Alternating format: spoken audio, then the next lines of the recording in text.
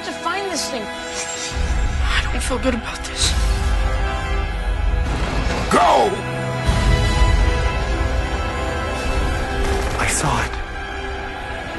No one believes me. I believe you.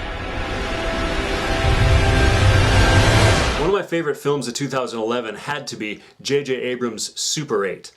Super 8 was a film inspired by Spielberg's body of work. Abrams, like me, grew up in the 70s and the 80s, and the films from Jaws to E.T. the Extraterrestrial are an obvious imprint, with Close Encounters of the Third Kind stuck right in the middle. In fact, if you take a look at some of the artwork, the promotions for Close Encounters, merge them a little bit with the classic bicycle image from E.T. the Extraterrestrial, I think you'll find that even just in the poster itself, we see what J.J. Abrams is going for. However, it's not just a film that's giving a nod to one of his favorite directors. It's also a film that deals with the issues of coping with loss, forgiveness and reconciliation, and ultimately how we know that we're loved, that we exist, that we're validated as beings with worth and dignity.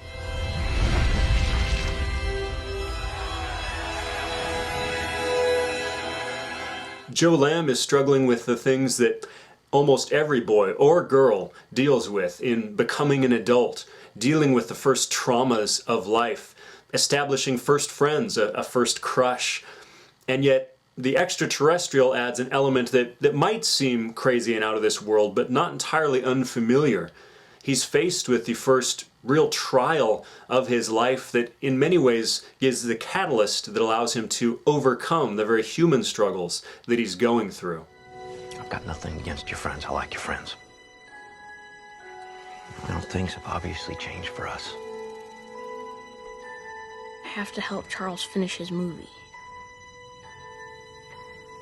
Be good for you to spend some time with kids who don't run around with cameras and monster makeup. Even his father, Jackson, is wrestling with things in his own way. We see him crying in the bathroom at the very beginning of the film as both of them have lost a loved one, mother and spouse, respectively. And so the question is, reflecting back on the viewer, how do we deal with loss? There's a pivotal point in the film where one of the characters looks at the other and says, "Bad things happen, but you can still live." And it's a childlike expression of faith and hope. And so the question's left hanging if we don't have an extraterrestrial experience by which to stimulate the reconciliation, by which to stimulate the coming together that happens in the film. How do we cope with loss? How do we overcome suffering and the rigors and the pain of this world experienced in this film by the human characters as well as the alien? If we don't have an alien climax, how do we do it? We see Jackson, the father, trying to throw himself into work. Joe's throwing himself into the movie he's filming with his friends. But those things don't satisfy. We know that. In fact, we might throw ourselves into medication or therapy, but none of them are sufficient. So how do we deal, the film asks. And action! Guys, watch out!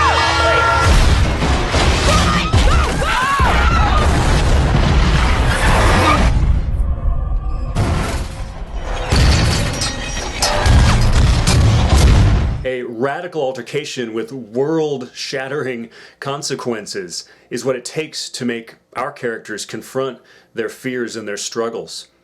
Joe's dad, Jackson, is forced to confront Alice's father, the man he holds responsible for the death of his wife, and we see that what's needed is for him to let go, to offer forgiveness. It mirrors what we see in Colossians 3. Put on then, as God's chosen ones, compassion, kindness, humility, meekness, patience, bearing with one another, and if one has a complaint against another, forgiving each other as the Lord's forgiven you. Jackson has to confront whether or not he's going to forgive the man he holds who may be indirectly responsible for the death of his wife, or whether he's going to harbor that bitterness and let it not just eat at him, but also damage the relationship between himself and his son. We've gotten calls from people who found local dogs, but the calls coming in aren't local. Lucy! It's like they all just ran away. Joe also finds that he's put in a place where he may reconcile the loss of his mother, reconcile the issues that he has. And as they hold hands looks skyward, and there's this beautiful ascendant, transcendent moment for all the characters in the film. The question is this just fantasy? Is it just fiction?